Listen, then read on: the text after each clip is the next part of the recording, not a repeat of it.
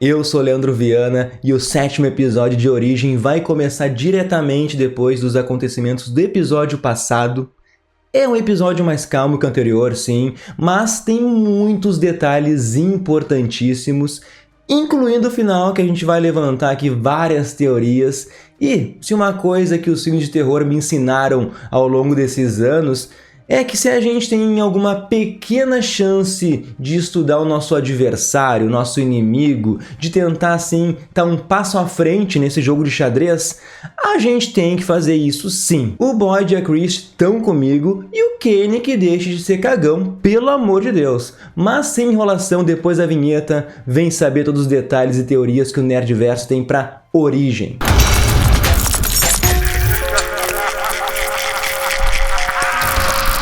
Como eu disse, fazer autópsia, tentar ganhar informações, algum tipo de vantagem, isso é o certo a se fazer, só que o pessoal da série ali gosta de adrenalina, de correr riscos, e eu fiquei me perguntando o episódio todo por que diabos não amarraram esse corpo em algum lugar, algemaram, sei lá, por que toda hora deixava ali o corpo do Sorriso sozinho dentro da clínica. Tipo assim, se fosse eu, além de amarrar, eu já cortava aquela cabeça fora antes de começar a autópsia, tá ligado? Mas o olhar clínico da Christie de tentar extrair o sangue desse cadáver e usar contra a horda de monstros é muito válido, só que existe um pequeno detalhe.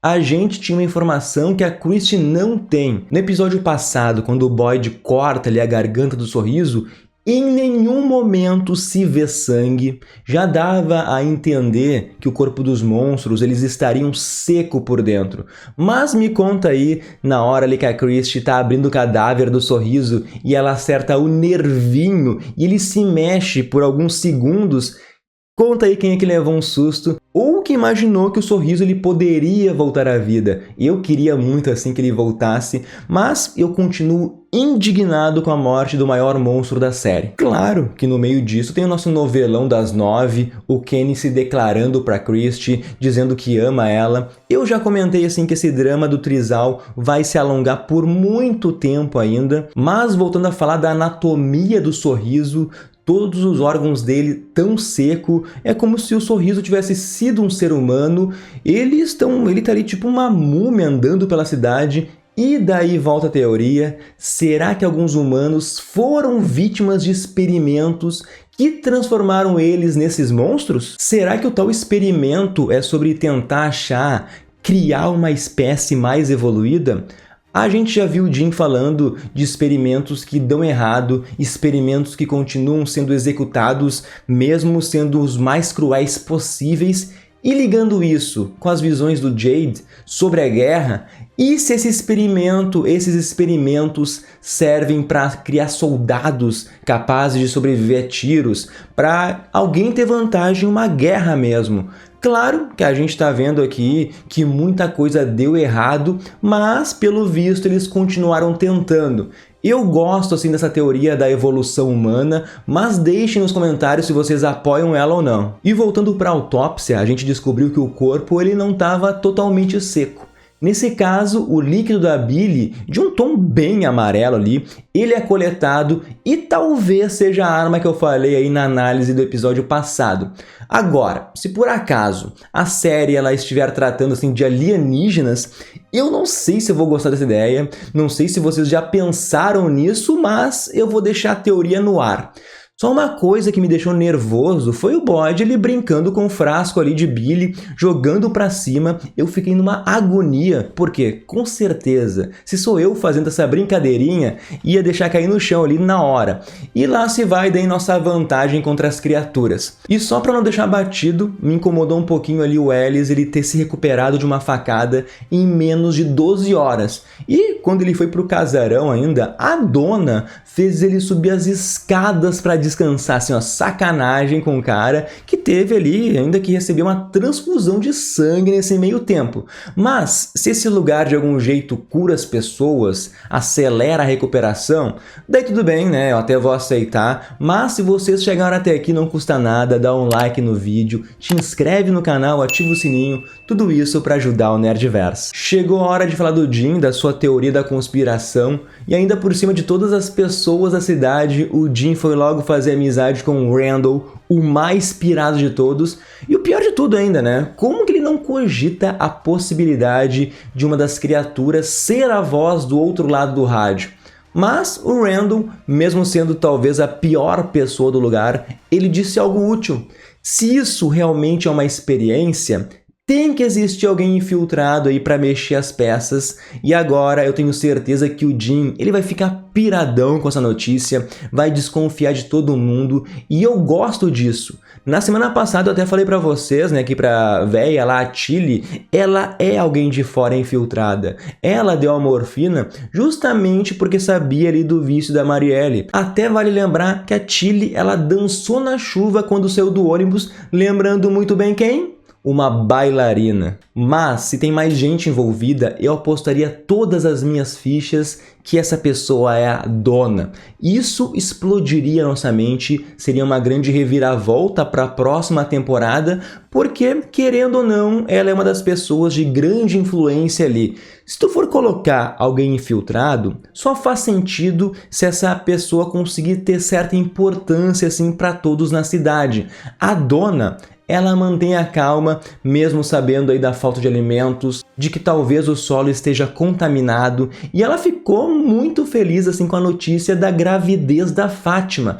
Qualquer um ficaria meio que receoso com o nascimento de alguém nesse mundo maluco, nessa cidade louca aí. É como se o experimento tivesse dado certo e curado a Fátima. Porque, como ela disse, a Fátima disse, antes desse lugar ela não podia ter filhos. Então fiquem de olhos bem abertos para a dona, mas se a série assim não quiser arriscar, eu diria que o Dale ele pode ser esse X9, mas daí como todo mundo odeia esse personagem, nem teria tanto impacto. Mas, voltando para a gravidez da Fátima, pensando em algo muito mais triste, imagina se a Fátima, ao dar à luz esse bebê, imagina que apavorante seria ela dar à luz a algum monstro. Eu não acredito nisso, justamente pela teoria que eu falei na semana passada, de que o filho da Fátima é o próprio Eldin. Aliás, vocês já pararam para pensar na escolha do nome dela? Fátima. Talvez não tenha sido em vão. Nossa Senhora de Fátima é a Virgem Maria. Será que o filho dela é a solução dos problemas? E aproveitando o gancho aí, eu quero falar então do final desse episódio. Só lembrando que o Boyd, ele pediu para o Jim guardar segredo e a primeira coisa que ele fez foi contar tudo para Julie. A Julie, que por sua vez, né, falou que ia cuidar do irmão e esqueceu o guri no rolê. Mas o Eldin revelou então para Julie que ele precisa se lembrar do seu pesadelo que ele teve quando chegou na cidade. Eu tenho certeza que vai ser algo muito revelador de que ele já esteve ali, que um trauma meio que bloqueia essas memórias, ou que ele saiu muito jovem mesmo, como eu já tinha falado na semana passada. A Julie então sugeriu ali um método de privação sensorial, mergulhar na banheira. O Eldin até brincou ali, né, que ele não toma banho, mas agora eu não sei se é verdade ou mentira isso, porque ele entra literalmente na banheira com toda a roupa no corpo. Mas nós vemos ali então uma caixinha de música e uma velha, um monstro tentando afogar ele, mas eu quero que vocês foquem nas roupas desse monstro. Vocês não acharam elas meio parecidas com as roupas que a Fátima usa? Até o cabelo, ao meu ver, dessa criatura, assim, lembra ela. E eu acho que não tá tentando afogar, e sim ajudar o Eldin, né? Ela usa só uma das mãos, por exemplo. Vai que ela tá tentando fazer o Eldin se lembrar da mãe dando banho nele, ou de algum tipo de batizado enquanto estava na cidade. Eu vou continuar assim com essa teoria aí que eu trouxe na semana passada. O Eldin é o filho da Fátima e do Ellis. Mas não foi só o Eldin que viu a caixinha de música. A Marielle também teve um pesadelo, né, enquanto ela passa pela sua abstinência. Lembrem que o Boyd, ele viu ali a caixinha antes do Martin passar os vermes para ele. Talvez essa é a hora que a gente vai ter então conhecimento que existe uma ameaça muito maior aí que os monstros. Até o momento dessa gravação aqui eu não tenho a menor ideia do porquê as pessoas, além do Boyd, começaram a ter essas visões com a caixinha de música. Talvez sejam essas mudanças, né, que pela primeira vez estão afetando a cidade. E já falando de outro ponto importante, é a conversa do Jade com a Tabitha. Finalmente aí o pessoal tá conversando sobre as suas visões. Ela conta então que vê as crianças monstros se comunicando com ela, pelo menos tentando, e eu volto na teoria de antes, né, que fizeram experiências com essas crianças no intuito assim de chegar a uma raça mais evoluída, e talvez essas visões sejam explicadas como sendo assim algum desses experimentos pedindo ajuda, como se fosse uma telecinese, um dos efeitos colaterais da experiência. E pelo amor de Deus, né? Como que só agora a Tabitha vai comentar com alguém sobre os túneis, algo mega importante assim, e as pessoas ficam guardando esses segredos? Eu tô falando, é só o pessoal assim fazer uma rodinha em volta da fogueira, cada um contar aí os seus segredos, o que sabe, depois vai ligando os pontos aí e daí o pessoal já tá armado para ir contra os monstros. E para finalizar esse vídeo então, chegou a hora de falar do Victor e do Ethan. Eu achei demais o jeito do Victor falando ali que o marcador laranja que ele ganhou tava seco, que foi um péssimo presente do Ethan. A gente tem que entender assim que o Victor, ele é uma criança nesse corpo de adulto, e o jeito que ele falou é exatamente como alguém de 9 anos falaria com seu amiguinho, é mega sincerão ali. Mas, por outro lado, é um jeito dele mostrar também que se preocupa com o Ethan. Ele tá tentando afastar o guri porque tem medo que ele se machuque, que nem seus outros amigos, né? O Victor falou isso, teve outros amigos. O Victor é a pessoa que por mais tempo esteve na cidade e já perdeu muita gente. Com certeza ele está escondendo assim muito conhecimento sobre o lugar, mas eu vejo que é mais por medo, por receio, por não querer colocar as pessoas em perigo. Ele acha que ficando quieto é o melhor jeito de proteger as pessoas. Imagina quantos traumas, né, o Victor carrega. E nessa conversa a gente tem a confirmação, então, que pela primeira vez em 50 anos, sei lá, as estações parecem estar mudando. Sim, Game of Thrones, né? A frase era o inverno está chegando, a Origem vai trazer a atualização disso, né? O outono está chegando com as suas folhas tudo caindo. E só um parênteses aqui, desculpa quem gosta aí do Ethan, mas eu não aguento mais ver o gurizinho ali segurando aquele galho de árvore para andar, se em nenhum momento ele usa esse pedaço de madeira aí para fingir que tá mancando.